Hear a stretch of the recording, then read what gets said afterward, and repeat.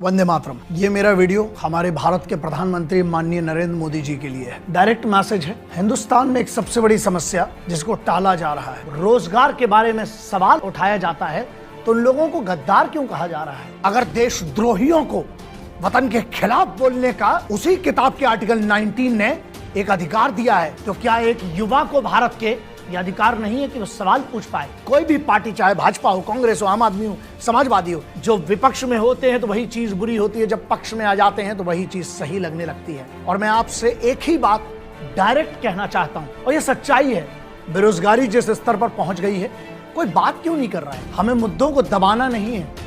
अगर ये मुद्दे दबाए गए तो आगे चलकर ये बहुत बड़ी देश की समस्या हो जाएगी। लेकिन ध्यान रखिएगा मोदी साहब, कहां पर गलतियां हो रही हैं? एग्जाम करवा दिए जाते हैं। एग्जाम क्यों? प्रेशर में पैसा ले लिया जाता है। उन गरीब बच्चों से कहां से आकर वो एग्जाम देते हैं। अब वो सरकारी एग्जाम अगर करवाए जाते हैं तो सबसे बड़ा मुद्दा है कि उनके रिजल्ट क्यों नहीं दिए जाते हैं। और अगर ये रिजल्ट नहीं दिए जा रहे हैं तो आप क्यों नहीं डंडा चलाते हैं?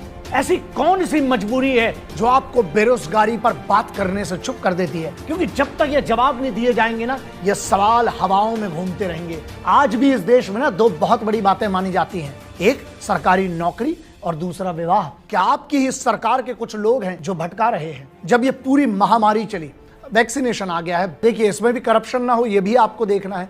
समस्याएं हैं, लेकिन मैं हमेशा सबसे कहता हूं कि ख्वाहिशें जिंदा रहना जरूरी है, वरना कल सुबह उठने का मकसद क्या होगा? सरकार जो आराम से कर सकती है, आपके लिए सिर्फ इतना सा काम है, आप अगर चाह लें, अगर पूरी सरकार चुनी हुई है, विपक्ष कुछ नहीं है आज की, सॉल्यूशन क्या है? सॉल्यूशन सीधा है, अकाउंटेबिलिटी निर्धारित करिए।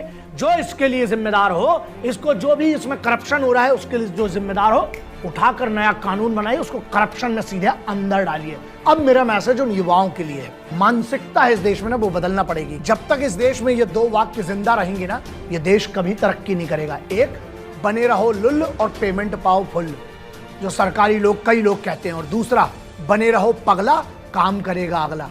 साहब, ये वतन आपका मेरा है, पूरे हक से ना नमक का फर्ज अदा करें। देखिए, माटी का फर्ज सबकी औकात नहीं है, लेकिन नमक का तो कर सकते हैं ना फर्ज अदा। तो जो भी ये यूथ है उसके लिए ये मैसेज है, आप प्राइवेट काम में क्यों नहीं जाते हैं? लाखों करोड़ों ऐसे काम है जहां आप अपना घर चला सकते हैं। जंगल में कोई किसी को खाना बना के नहीं देता, और ये लोग नाकारे होते हैं जो कहते हैं हमें काम नहीं मिल रहा है। ऐसा है, मुझे पता है काम छूटे हैं लोगों के, लेकिन भूखा नहीं मरे हैं लोग। आपको जो काम मिले यार, छोटा बड़ा सब काम, भारत के कानून के खिलाफ नहीं है जो काम आप करिए। किसने रोका है? इस देश की अगर बात करें, दुनिया की सबसे अमीर जो लोग हैं ना, वो सब प्राइवेट लोग हैं। सरकार को दोष देना और उसको गालियां बकना ये भी गलत है। आप खुद देखिए कि आपने अपने फ्यूचर के लिए क्या किया। बहुत सीधी सी लाइन है, अगर आपको जिंदगी में कुछ ऐसा चाहिए जो तुम्हारे पास आज तक नहीं है, तो साला उठो और वो मेहनत करो जो तुमने आज तक की नहीं है।